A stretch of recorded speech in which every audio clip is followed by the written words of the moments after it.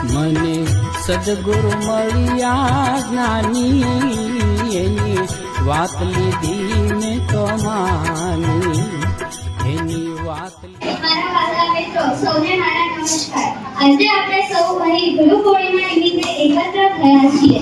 ગુરુ પૂર્ણિમા એટલે આપણા જીવનમાં ગુરુના યોગદાન અને મહત્વને યાદ કરવાનો એક પવિત્ર દિવસ છે. આ પર્વ અષાઢ માસની પૂર્ણિમાના દિવસે ઉજવવામાં આવે છે. આ દિવસે મહર્ષિ વેદવ્યાસજીનો જન્મ થયો હતો, તેથી આ પૂર્ણિમાને વ્યાસ પૂર્ણિમા પણ કહેવામાં આવે છે. ગુરુ આપણને જ્ઞાન આપે છે, સાચો માર્ગ બતાવે છે અને જીવનમાં આગળ વધવાની પ્રેરણા આપે છે.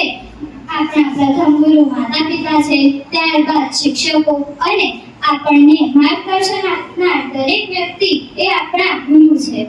ગુરુ માત્ર વાંચતા લખતા જ નથી શીખવાડતા, પરંતુ તે આપણને મહેનત, શિસ્ત, સંસ્કાર અને સત્યના માર્ગે ચાલવાનું પણ શીખવે છે.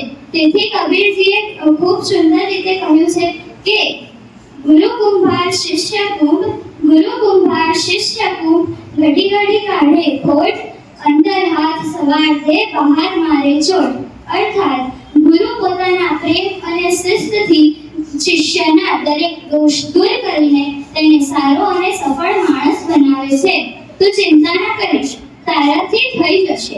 આ બે શબ્દો ગુરુજીના એમાં એટલી તાકાત હોય છે કે જે આપણને ખૂબ મોટિવેશન આપે છે. આ દુનિયામાં કોઈ પણ દવા કે મોટિવેશનમાં એટલી તાકાત હોતી નથી.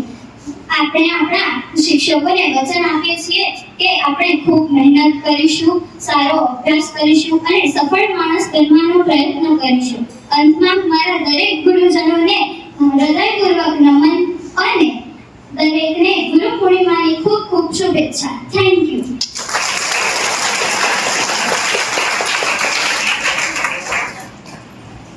માતા પિતા અને શિક્ષકો એ આપણી જિંદગીના પ્રથમ ગુરુ છે, જે આપણને સન્માર્ગે ચાલવાની પ્રેરણા આપે છે.